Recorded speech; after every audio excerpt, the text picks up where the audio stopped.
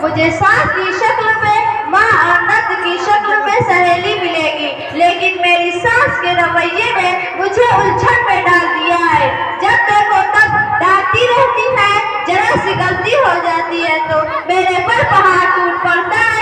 मेरे इस घर में इतनी भी इज्जत नहीं है कि मैं अपनी मर्जी से कोई एक काम भी कर लूं। मेरी नंदे जो है वो मेरे बारे में मेरे शौहर से उल्टी सीधी बातें लगाती है, जिससे मेरे शौहर मेरे से नाराज हो जाते हैं। क्या करूं परी, कुछ समझ में नहीं आ रहा है।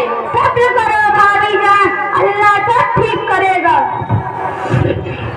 मेरी माँ और बहनों, अभी आप लोगों ने सास की परेशानियों को सुना और बहू की भी परेशानियों को सुना। सास बहू की बातों को सुनकर ऐसा लग रहा है कि दोनों हक पर है, दोनों एक दूसरे की सताई हुई है। बात कुछ समझ में नहीं आई। दरअसल मसला ये है कि सास ये चाहती है कि बहू मेरी नौकर बनकर रहे, और सास जब अपने बेटे को देखती है कि ये अपनी बहू से ज्यादा मोहब्बत कर रहा है तो सास को बहुत तकलीफ होती है। उसको डर रहता है कि कहीं मेरे बेटे को अपने कब्जे में ना कर ले, जिसकी वजह से वो अपने बहू की बुराई अपने बेटे से करने लगती है ताकि उस बढ़ती मोहब्बत को कम कर सके।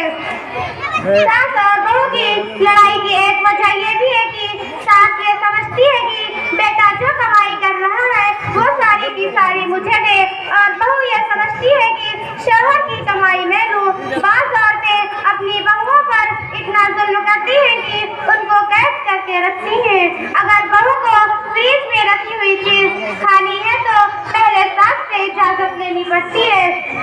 तो घरों में लड़ाई का होना जरूरी है। सास ये चाहती है कि बहू मुझे अपनी माँ समझे, लेकिन खुद ये नहीं समझती कि मेरी बहू मेरी बेटी की तरह है। अगर यही समझ ले तो घर में लड़ाई ना हो। मेरी माँ और बहनों, इंसान मकान बदलता है, रिश्ते बदलता है, दोस्त बदलता है, लेकिन फिर भी दुखी रहता है क्योंकि वो अपना रवैया नहीं बदलता। जब इंसान अपनी गलतियों का वकील और दूसरों की गलतियों का जज बन जाए तो फिर फैसले नहीं फैसले होते हैं। फैसला आप लोगों के हाथ में है कि आप क्या बनना चाहते हैं।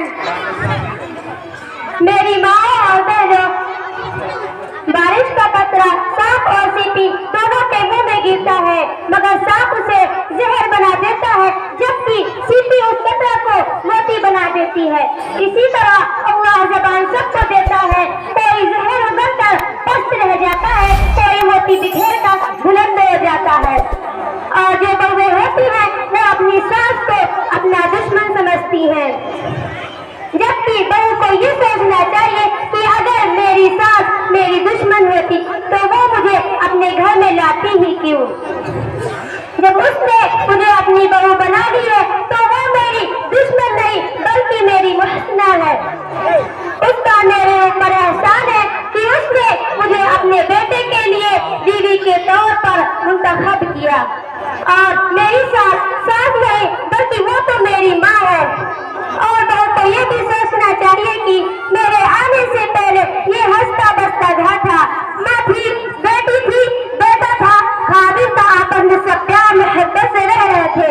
मेरे शौहर को मेरी सास ने कितनी मोहब्बतों से पाला होगा। मैं इस घर में नहीं आई तो मुझे अपने शौहर को अपनी सास से अलग नहीं करना है। बहू को सोचना चाहिए कि मेरे खादिम के लिए अल्लाह ने मेरी सास के कदमों के नीचे जन्नत बनाई है। जब बहू ये समझ लेगी तो यकीनन वो माँ बेटे की मोहब्बत में कील नहीं ठोकेगी, बल्कि